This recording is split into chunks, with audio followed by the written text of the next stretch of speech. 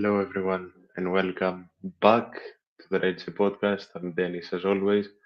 But for the first time in a while on this show, I am extremely happy to say that we're doing something new.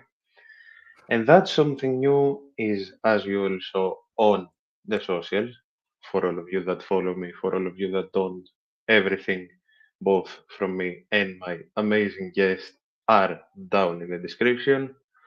Uh, I thought it was the bare minimum that I could do, given that the slogan of this show is basically the voice of the voiceless, and all we love is the amazing game of football and sports in general to give you guys access to some wider platforms. So, how are you? How are you doing? Yeah, I'm great, thank you. Thank you very much for having me on, and excited to speak a bit about the channel.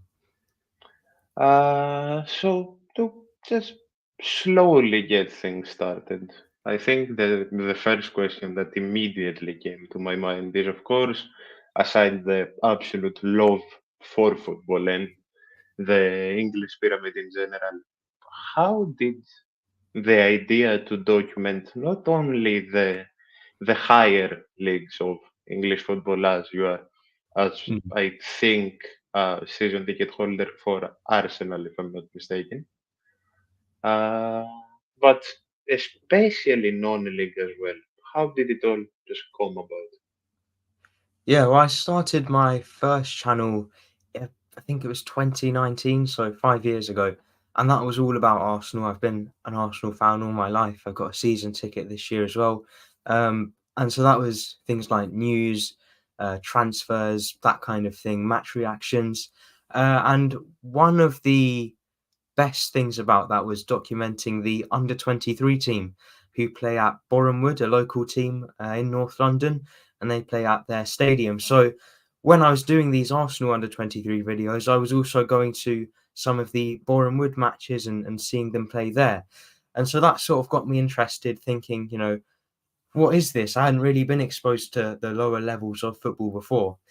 Um, so I decided to have a bit of a closer look. My sort of proper non-league team, close non-league team, I'd say, is Barnet Football Club, who play in the National League. So it's the fifth division of English football.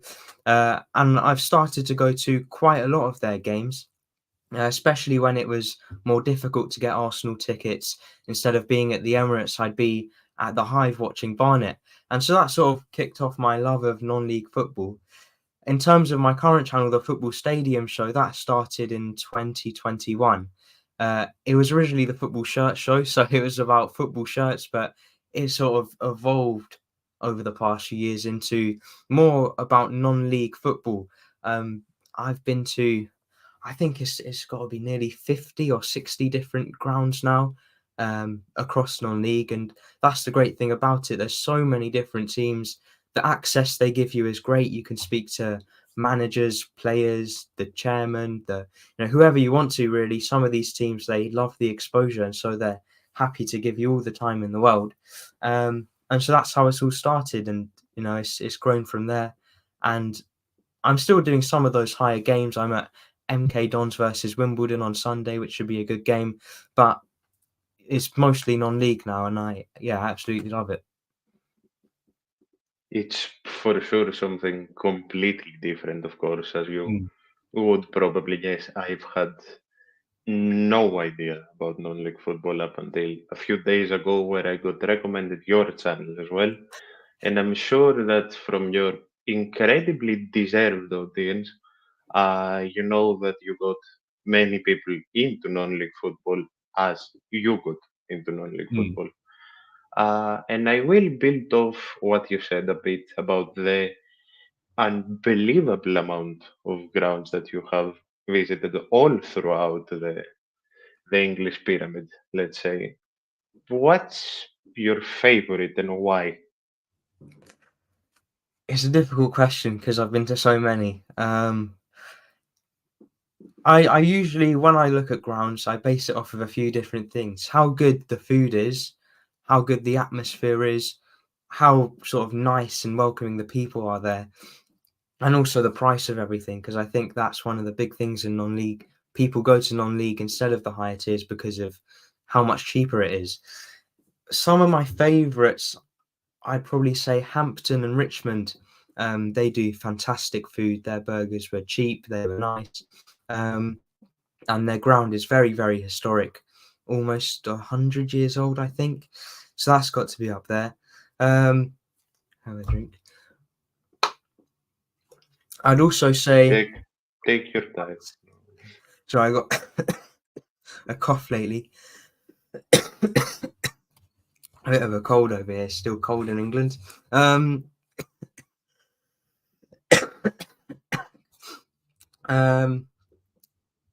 who else? Let me think. Sorry, one second. Let me mute my mic. Yeah, it's all good. There is certainly, I'd say, just a different charm to non-league football, at least as far as as a full-on outsider can say. So I'm sure there is a completely different story to tell from each and every stadium. Yeah, yeah. I think that another really nice one would have to be. It's a team that's risen up lately, Dorking Wanderers. They were formed about 20 years ago by a man with quite a bit of money, but they've managed to. I think it's the most promotions in the shortest amount of time, and they've been constantly adding to their ground. So that's another one I put up there too. What do you generally prefer? Because as I can mostly see, especially non-league football has a mix of newish grounds at least as much as possible, and as you said, some grounds that are historic to say the least. What kind of vibe do you prefer in a stadium? Like the cozy, small, maybe a bit older vibe, or the newer ones? For me, I really like the older stadiums with that history. The wooden stands are always a great thing to look out for. I know that most of them aren't wooden anymore because of fires and sorry and accidents that have happened. So they've been slowly disappearing, especially the past 50 years. But there's still a few out there that remain. Hitchin Town is about 30-40 minutes from me, and their ground is pretty much completely wooden still, which is great. So yeah, I love the historic ones. They've got so much character.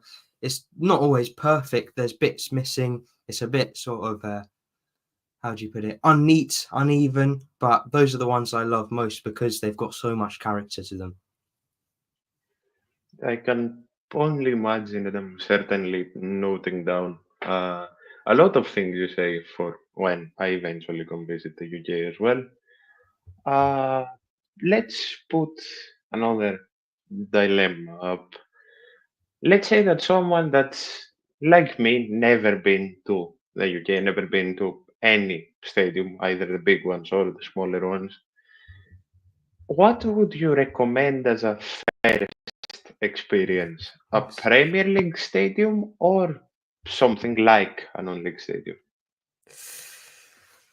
I would probably say non-league, or even if not non-league, at least one of the lower leagues like League One or League Two. Um, First of all, because I think the people there are so much more welcoming and nice than the Premier League. When you get to the Premier League, you know, there's no staff members there that really care about you as you. It's more you're a customer.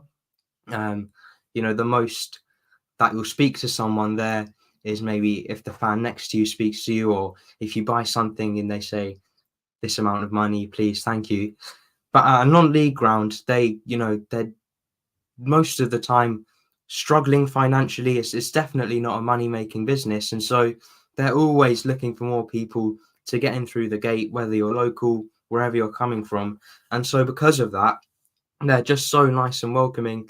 And I've heard stories, I've seen it happen where people have come from other countries, and when they've come to a non-league game, they've been given for free scarves, hats, shirts, things like that.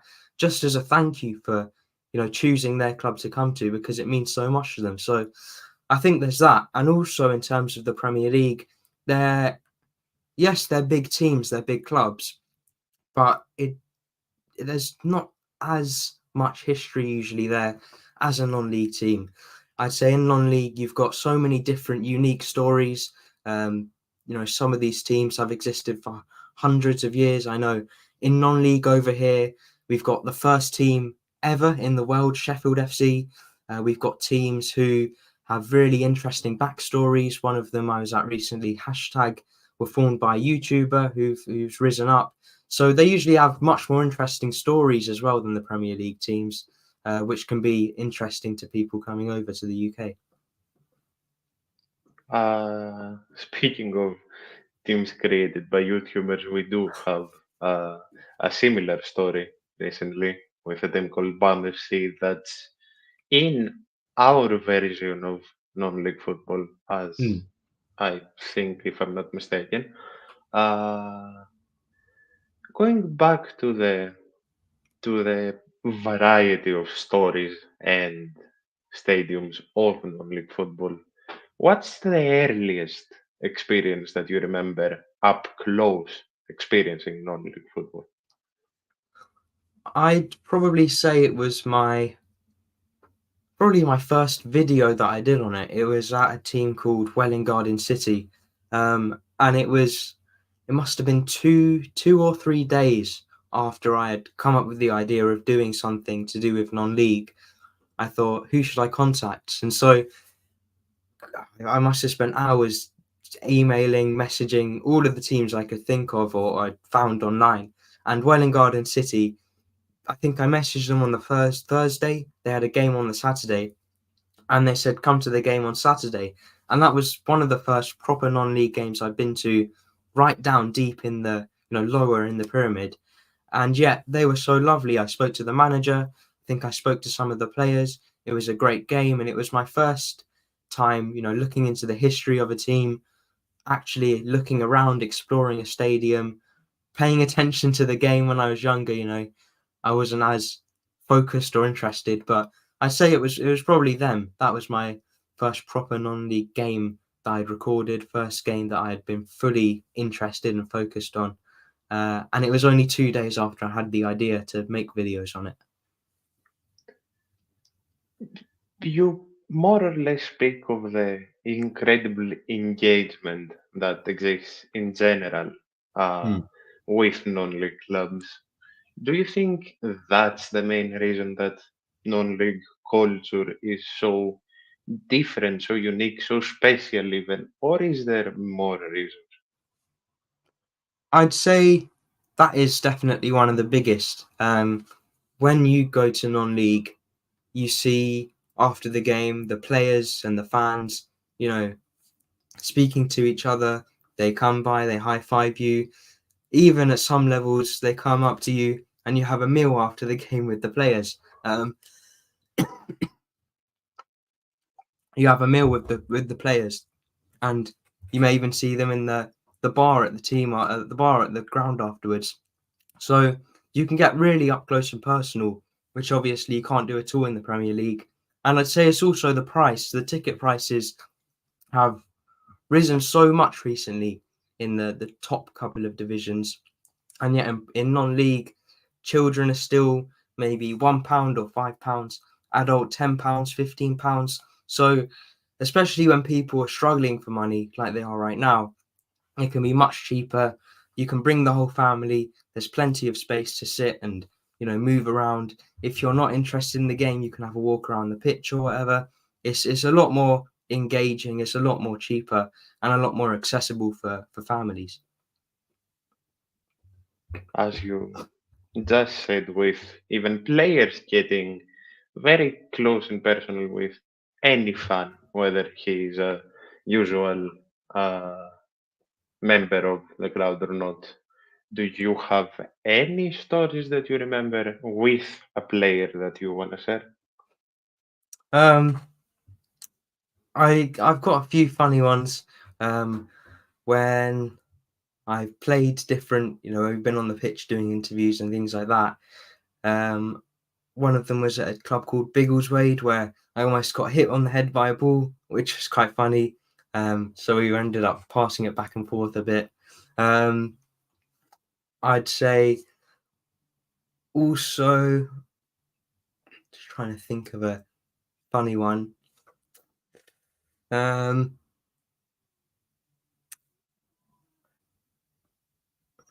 not sure. It's less personal, but it's, I've spoken to so many different ones that you do get to know them, and this is one. This is a good one. One of my first videos was at a club called Newmarket. I've just remembered, and we bought some football shirts. We went around the town. We bought some shirts in the charity shops, and I thought they've got a local football team. Why not go and see if I can film my intro and outro there? So we went to the stadium, and one of the doors was open. So we sort of had a look round, and we made our way in, and there was no one there. Or it didn't look like there was anyone there. And so we started walking around the pitch, and all of a sudden, we didn't know at the time, but it was the manager of the team came running round from the changing room up to us, saying, "What are you doing? What are you doing?" And so we had to explain to him, why we were there. Sorry, the door was open. We thought we could just have a look and film. And in the end, we got to know him. He was really nice. We were let in the changing rooms to film, and I even went back there a couple of months later to do a whole proper interview with him. So that was quite a good one. And I think it's another one that goes back to how accessible non-league is, because you're able to literally walk through the door. It certainly does sound like a completely different world to anything on the upper side of football, no matter which Yeah. league you do look at. One thing I've noticed about any tier of the non-league is that there is quite a big percentage of Greeks and Cypriots. Is that something you take notice of? Yeah, well, I'm up in, or I should say down really, Barnet, but in North London. And there's a massive Greek community. I'm half Greek Cypriot actually myself. Um, and so I don't know personally many of them who go to non-league games, but I know there's a lot of fans that do come from that area in the Mediterranean and support non-league teams. There's quite a few at Barnet, my non-league side. There's a lot at Enfield Town, which is another big supported team. They get about 700, 800 people per game. And I know I'd probably say a fair few of them come from Greece and come from Cyprus. The person who sits next to me at Arsenal, I know it's not non-league, but he comes from Greece. So yeah, definitely a very big Greek community, especially around here in North London. And a lot of them end up at non-league games. I've noticed though that it's not just on the fan side, but it is on the pitch as well, with quite a few players and even managers being Greek or Greek Cypriot. I haven't managed to interview anyone, I don't think. One actually, I've just remembered. Tom Luitzu, who manages Haringey Borough. I think he's Greek. I'm not sure how many of their players are, but yeah, he is. That's closer to Tottenham way, but still in North London. And I know because of that, a lot of their fans are too. So I've interviewed him. He's Greek, but yeah, no, I can see, especially when I look at a lot of the surnames on the team sheets when I go to games, there is quite a few players there. Yeah, that's certainly interesting, especially with an even greater connection to per se with the Greek Cypriot community, as you said. Hmm. You did tell me that you do support, or at least try to keep up with Olympiacos yourself. So I did want you to tell me the story of how that came about, at least. Did you say supporting Barnet? Sorry. No, no, I spoke about us. I spoke about Olympiacos. Oh, yes. Well, it's more of a loose support. It's more just checking the scores every now and then. But when I've looked at teams in Greece, I'd say they are probably my Greek side. I'm not super knowledgeable on it, but I know obviously there's a connection with Nottingham Forest as well, the same owner. So there's that sort of English connection. But yeah, it's very loose support. But you know, I'd definitely love to get to a game one day. I know they've got great atmospheres, great fans, and a successful club, historic club too.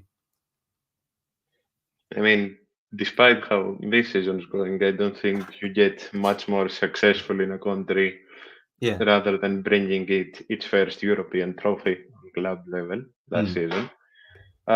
So yeah, even a loose support is better than most fake supporters that exist in most Greek clubs, I'd say. So,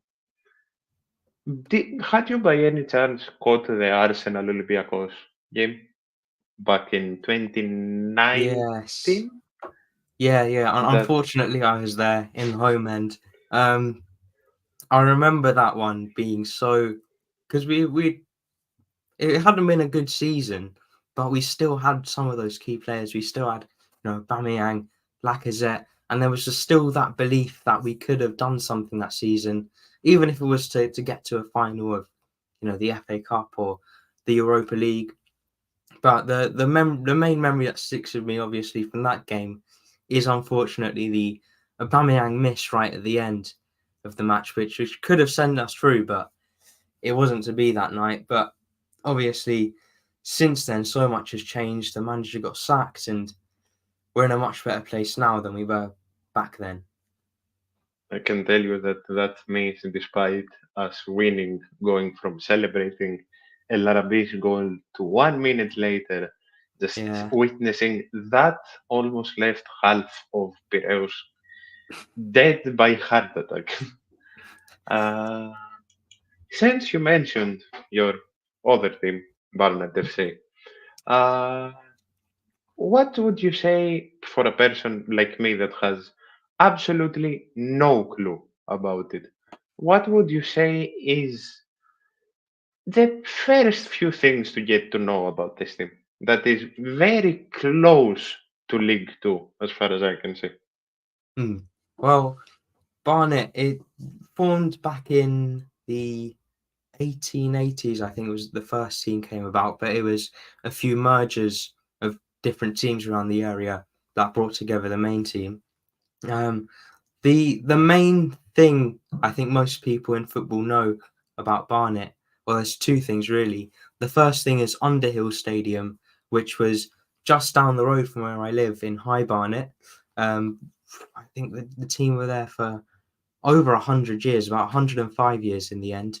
And then in 2012 or 2013, they were forced to leave because of the local council. There was a bit of arguing. They couldn't work out what to do with the stadium, weren't allowed to make it bigger, expand it. And so they're forced to leave and move. It's not too far on a map, but in terms of, you know, being in London, it takes about half an hour to drive there now, right down in Edgware to a new stadium called the Hive.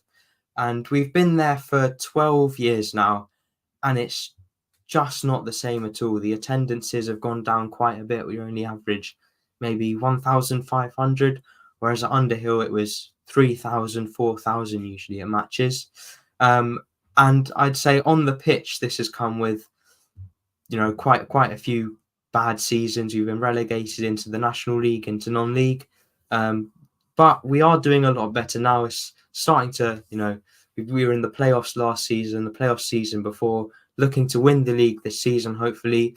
And probably the best bit of news we've heard over the past few months, the past year, is that we are now looking to return to where Underhill used to be. So planning permission is going to be difficult because it's quite a busy area. There's not much space. There's space to build a football stadium there, but it's all on green land, and so the council is saying you can't build there. It's bad for the environment, things like that. But hopefully the move can go through. I think it would be great for the football club. And then obviously the second sort of main thing people know about Barnet is Edgar Davids, of course, a Netherlands international, used to play for the team back in the sort of late Underhill days, early Hive days. Um, wasn't super successful, I'd say. he was more known for getting a lot of red cards when he was playing. Then he made himself number one, even though he was playing in attack. It didn't really make much sense. And then he made himself player manager, which also didn't really go to plan. I think he was sent off a fair few times there as well. But just have a player of that size, that fame, playing for a club like Barnet, it had never been seen before. It was a complete shock when the move happened, and obviously it put Barnet into a lot of news articles, media all across the world and things like that. So it was good for the club, I'd say, in the end, even though on the pitch it wasn't very successful. But yeah, it's a historic club around the area, and good days are coming. I feel with the team is better than ever. Before I get into a very interesting comment that surely you know way more about than I ever could, wouldn't, hopefully, knock on wood, promotion up to League Two help with the planning of the transition back to the original stadium? That's It's an interesting one, because on the one hand you could say that, and I think even if we didn't get promoted, it would help, that if we were to move back to Underhill, the amount of people coming back to the High Barnet area would really help the local town, because since moving away to Edgware, there's been quite a big decline in the local high street. Lots of shops have been shutting. One pub, which used to do well when the stadium was there, has shut as well, unfortunately. So having so many people come back to the area would be great. If we were promoted to League Two, this would be even more people, which would help. So the financial side of things, it would be fantastic. There'd be a lot more jobs in the area. There would be a lot more money, a lot more revenue for the local businesses. Um, However, on the other side of this argument is that the council are saying, A, about the environment, and B, about if there was to be this many people coming to games, where are they going to park? Is there enough space in the local area? Things like that. So it's a difficult one. I don't know if it will happen. In terms of if League Two promotion would help, I think the council would see the financial benefits, but I don't know. Obviously, with the general election lately, we've got a new MP um, from the Labour Party. He was at an event for the Bring Barnet Back campaign. He seems quite positive about it. But at the end of the day, it's not up to him. It's up to the local council. It's up to the planning offices. It's up to the environmental people. And if they say no, there's not much we can do about it. So I think League Two promotion would help, but really it's just down to whether these people want the club back. Really, it's that. With you speaking about a whole campaign and the amount of time that you've been away from what is the club's home, as you have Mm. described to me, uh, I'm sure that eventually something's going to work out. Speaking about League Two, how well, I don't know. Would you think that transition from the National League to League Two would be rough, would be good, especially financially wise, as you said, fame wise for the club, transfer wise even, or would you think that Barnet would struggle if promoted? I'd say in terms of transfers, it would attract a fair few more names. When you hear the National League, it's not really an attractive place to come to. Whereas the Football League, even if you're in League Two or the Championship or the League One, you're still in the Football League as a whole. And that is one of the sort of biggest institutions in English football. And so that would hopefully attract a few more players. And obviously the pay for them would be a lot better too, which would attract them as well. Uh, but really, the National League is the hardest league to get out of. We've seen it with so many teams who have come down and have struggled to change from playing in League Two to playing in the National League. It seems to be a lot more of a physical league for the players, so they have to adjust a lot. And I think it's the same when you flip that on its head as well. It's such a big jump up from the National League to League Two. It's a different style of football, less physical, more of that playing out from the back kind of style. Um, and even though some of the more recent teams that have gone up, like Notts County and Wrexham, even though they've gone on to get promoted again, they've done well. I put that a lot down to how much money they have. For most teams, the general trend is that when they've gone up to from the National League to League Two, they've sort of struggled around the relegation zone for a season or two, and then they've come back down again. And this has been especially true for Barnet. We went up in 2015, stayed there for I think it was 2 seasons, and then came back down again. And in those 2 seasons, there wasn't much happening for us on the pitch. It was, I think around 20th place finishes for both of those seasons, and then we came down again. So it's a difficult step up. There's quite a big difference. But I think if you spend your money well, if you get in the players that are experienced in the Football League, in League Two, if you're able to hang on for those first few seasons, you generate a bit more money from higher attendances, from more sponsorship money, then you can spend wisely even more and start to push your way up into mid-table, then into the playoffs. It's a long process. It doesn't happen overnight. But yeah, it's certainly a big step up. So, do you think that it is do you think the main thing that makes the difference is finances, or is it just a complete group of reasons that is the reason why National League teams struggle going up? I'd probably put it down to finances. The National League is the first league, sort of going down the pyramid, where you have amateur teams or semi-professional teams that aren't full time. Lots of teams. I know Wildstone are a big one. I think only their players get paid, and pretty much all of the club staff are volunteers. And even some of the bigger teams, like us at Barnet, yes, the players are paid a decent wage, but most of them have jobs on the side as well. And so all of a sudden stepping up from going to where you're playing football for your week and then also being a plumber on the side to all of a sudden being a professional footballer playing, your whole week, that's all you do. It can be difficult for the players. It can be a bit of a shock. It's a very big step up.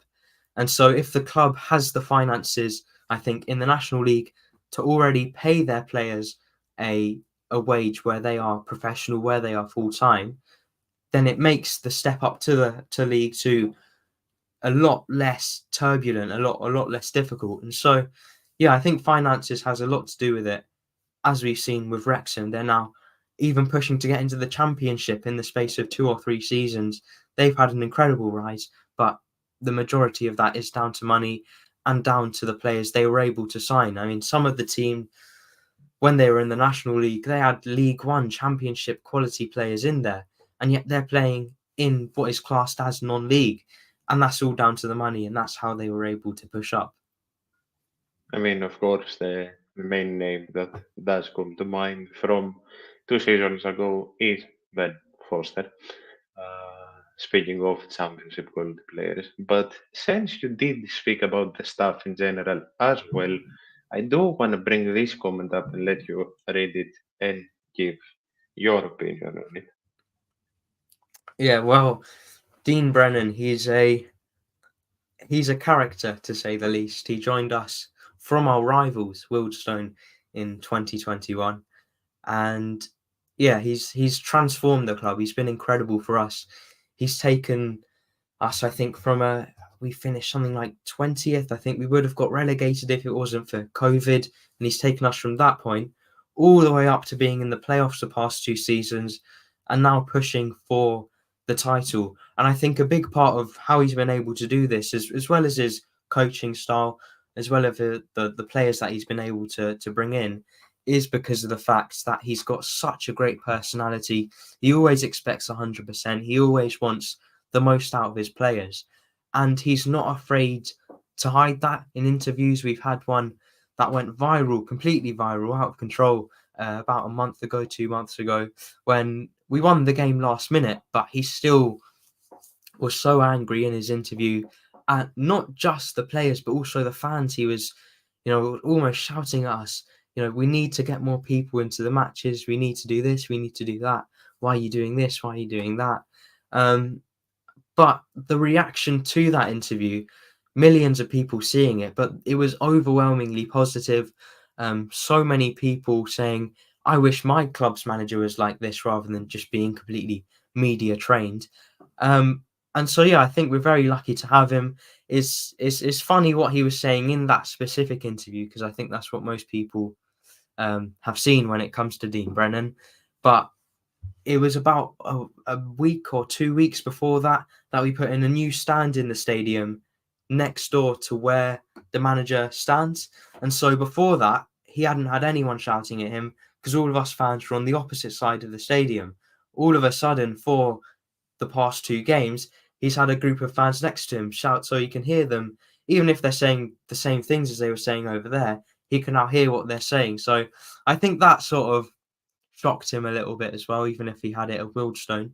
And so that may have played into why he was so angry. But yeah, he's got a lot of character, a great personality, and I think it does help us. It pushes the team on. To slowly start finishing off, as you said, you used the phrase media trained, more or less. Do you think the connection between manager and players is also easier in non-league, or does that still just depend on how the manager is? That's a great question, because I think in non-league you can be a lot more relaxed when it comes to what you say. And I've spoke to managers at a club called Met Police FC not long ago, and they said the only time they really speak to anyone from the media is after a game, when they speak to the person from their own club who's doing a little YouTube interview, and that's it. That's everything. And so because of this, they're not put under much pressure by the media. They don't have to, they don't have constant people going on at them on social media. They don't have to look in the newspaper and they're on there as the headline or whatever. The only thing that they have to go by is what they believe, is what they want to do. And so because of this, they can play the way that they want to. They can, set up the team how they want to. And yeah, there's a lot more feedback from the fans. They speak to the fans a lot more.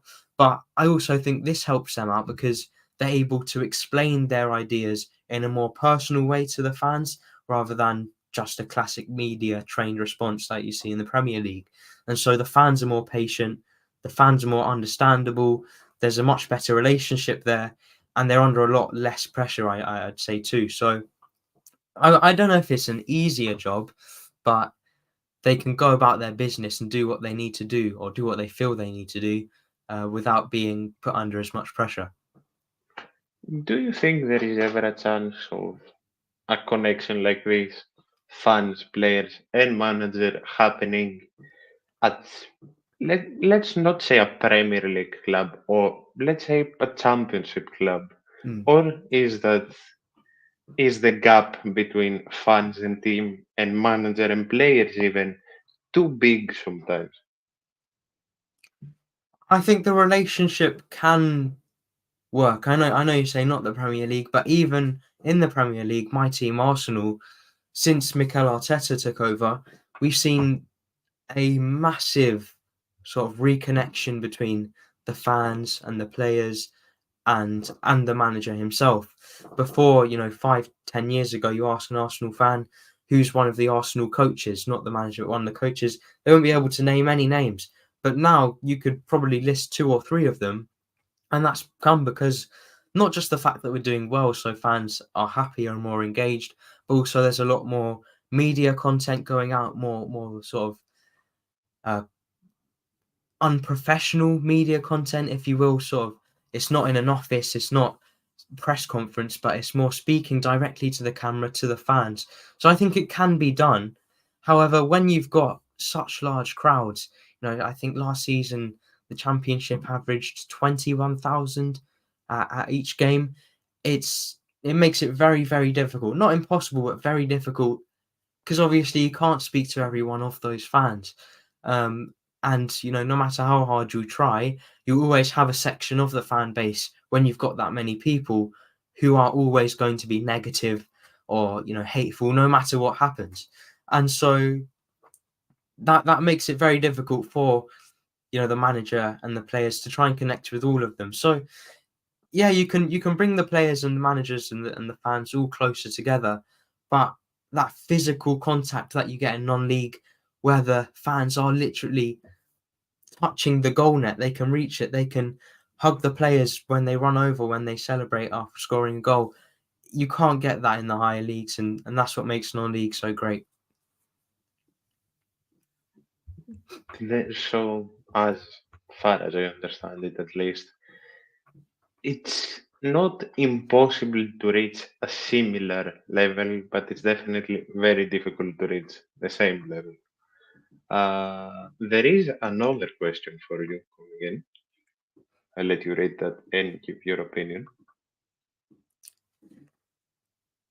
Yeah, I agree with him here. Non-league club shops are incredible. They can be like little treasure troves, especially if you're into football memorabilia. Um, and like he says, you can find anything there, from programs, hats, scarves, pin badges, mugs, anything. I know Premier League and Championship shops are pretty stacked, but it's more for the tourists. Whereas non-league club shops, I'd say, are for your ground hoppers and are for your non-league enthusiasts, because you can find anything in there. Met Police, I go back to them. I was there not long ago. Their club shop is run by a volunteer, a single person who does everything in there, and it's like a garden shed. But when you go in, it's all the walls are covered in pictures. They have stacks and stacks of programs from loads of different teams, not just Met Police. I know there's some Barnet ones there, Arsenal, Tottenham, from all throughout the leagues. And the prices are pretty good too. I think a pin badge was £4 and a mug was £6, so I bought both of them. Um, and obviously, by doing that, it helps out the club a lot too. My favourite one, I'd have to go back to Enfield Town or Hitchin Town, one of those two, I say. Enfield, they've got. I don't think you can name one thing that they don't sell in there. Honestly, it's again like a little shed, and yet you go in there and it's like entering the telephone box from Doctor Who. You go in and it's massive. There's so much everywhere. You can buy whatever you want. The staff are really friendly. And Hitchin Town, it's the same. Small on the outside, large on the inside. Um, and their shirts are great, especially Hitchin shirts. I do like the designs of them. But yeah, non-league club shops, I get comments about them all the time asking where to go. And I can understand why people love them. It does sound like truly what you called it to be, a little Doctor Who telephone. uh, to close off very, very slowly, do let my people know where they can find you in general. So it's the Football Stadium Show on YouTube. That's my sort of main place. I've got lots of videos planned in the future. Like I say, I'm at MK Dons on Sunday, and then a very, very special episode with Santa Claus coming out towards Christmas, which will be an interesting one. Um, but the Football Stadium Show on YouTube, and then everything else is at TFSS_YT. If I don't mess up completely, I will have everything in the description as well. Great, thank you. Uh, to finish off, you do have an official invitation. Yeah, I've seen that that Enfield have done their fundraiser. I think it was about £30,000 they raised for this new stand and other improvements, which is great. It shows the non-league community coming together to help a team.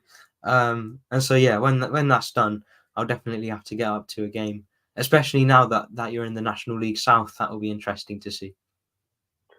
Thank you very much for coming on today, man, and helping me start a series that I think is more than worth it. And I wish you, your channel, and your team the absolute best. Thank you very much for having me on. I've enjoyed it, and yeah, I mean, I'll keep an eye on this series because I'd love to hear from more people that just love football. And hopefully, I can have you on again in the Yeah, future. definitely. Thank you, man. And thank you, everyone, for watching. See you in the next one.